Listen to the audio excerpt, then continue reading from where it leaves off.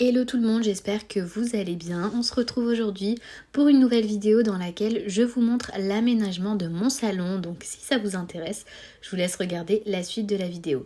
Et comme d'habitude, je vous invite à vous abonner à ma chaîne, à activer la cloche pour ne rater aucune vidéo et liker celle-ci si jamais elle vous plaît. Alors juste avant, je vous partage quelques images du salon, ou plutôt de l'état du salon juste après le déménagement. Alors vous verrez qu'il y a plusieurs meubles qu'on a enlevés, des meubles qu'on a un peu décalés, parce que dans l'idée, moi je voulais vraiment quelque chose d'épuré, dans le sens où je souhaitais pas avoir trop de meubles dans le salon, étant donné qu'il est quand même assez petit.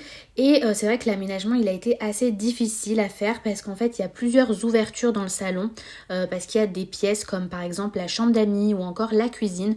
Donc fallait qu'on laisse les espaces ouverts ou libres d'accès on va dire. Et donc ça a été un peu difficile à configurer. Mais bon, on a réussi quand même à faire quelque chose à notre goût. On commence donc avec le meuble télé qui vient de chez Conforama. Donc c'est le meuble qu'on a gardé de notre ancien appart. Donc il est assez long au niveau de la longueur ou de la largeur. Mais c'est vrai qu'il est quand même assez pratique parce que vous avez deux tiroirs qui permettent de pouvoir ranger pas mal de choses. Donc nous on les utilise pour ranger par exemple tout ce qui est câble électrique, les prises, tout ça. Et il est de couleur bois. Pas clair, pas foncé, entre deux. Et c'est vrai que ça reste dans les tons de nos autres meubles. Donc ça nous arrangeait bien de le garder. Au niveau de la déco, donc on n'en a pas placé énormément sur le meuble télé. On a par exemple une bougie qui vient de chez Rituals et un vase blanc qui vient de chez West Wings. Et on a ensuite accroché la télé au mur et c'est vrai que là pour le coup on l'a placé quand même assez haut.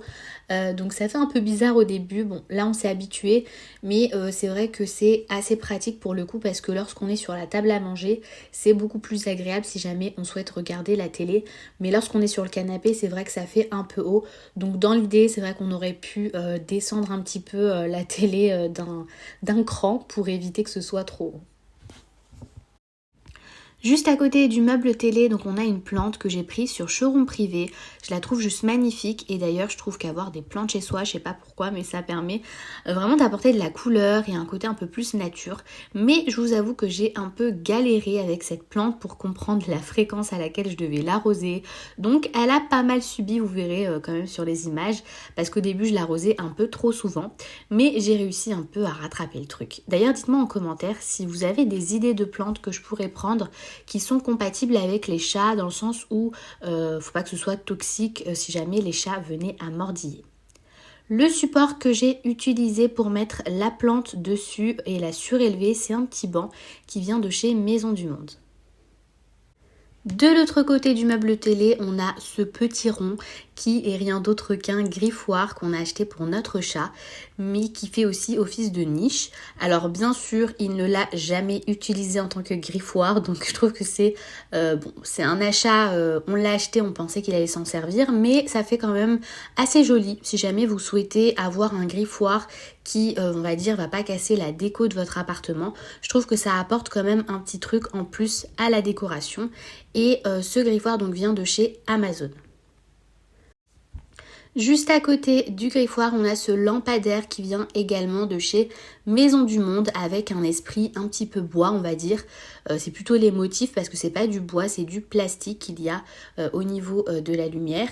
Et on est resté un peu dans les tons noirs également avec les pieds du lampadaire pour aller avec l'horloge qu'on a juste en haut, étant donné que c'est une horloge qu'on avait déjà auparavant. Et donc en parlant de l'horloge, elle vient également de chez Maison du Monde et c'est l'horloge comme je l'ai dit qu'on avait dans notre ancien appartement.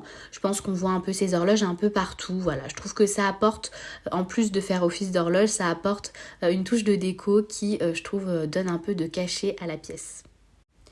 Tout au bout du salon, donc on a l'espace repas avec la table à manger, donc qui est une table qui s'allonge. On l'a achetée chez Alinea et pareil, c'est une table qu'on a gardée de notre ancien appart.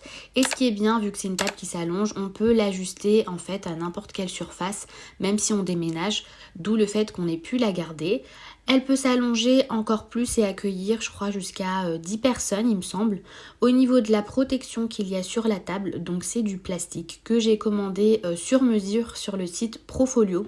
Alors je l'avais commandé il y a très longtemps, je crois que c'était juste après le déconfinement, je crois en 2020 ou 2021, je sais plus. Et honnêtement, au niveau du prix, c'est plus les mêmes. Là, ils ont carrément augmenté leur prix, mais ça reste franchement de la très bonne qualité. C'est vraiment du plastique qui est épais, donc limite visuellement, on dirait du verre.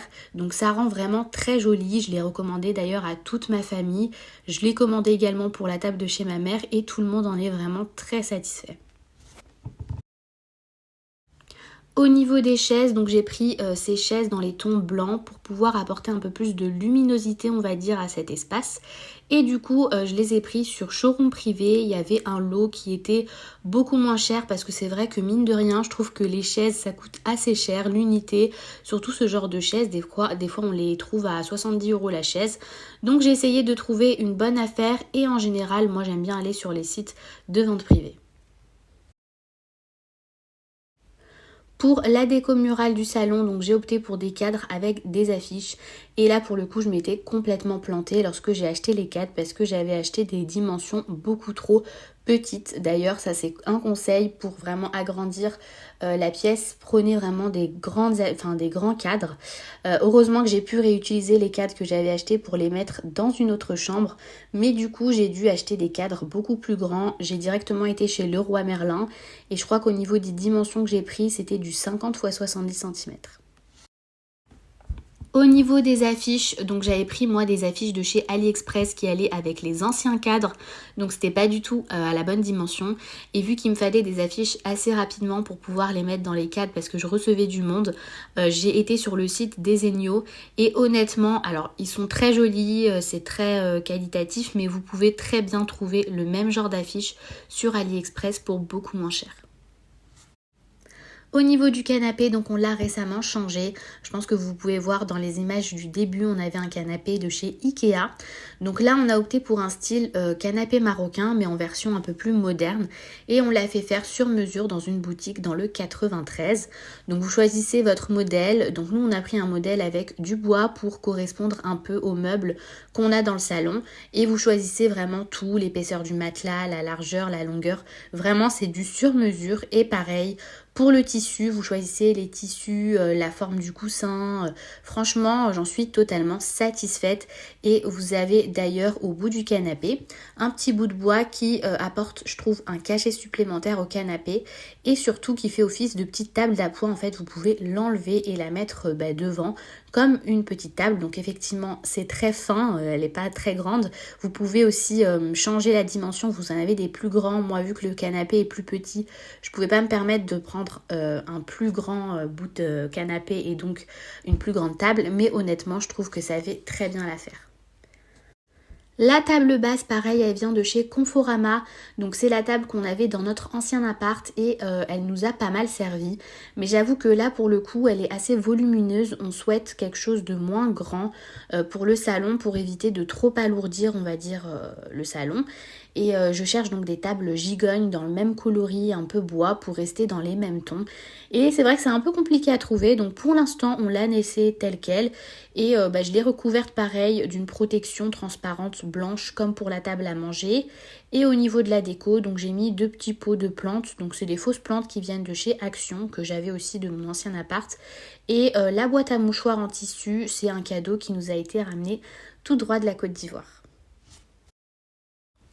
Et voici donc pour le salon tour. J'espère que la vidéo vous aura plu, que ça vous aura donné des idées si jamais vous êtes en plein aménagement de votre salon, de votre appartement ou de votre maison.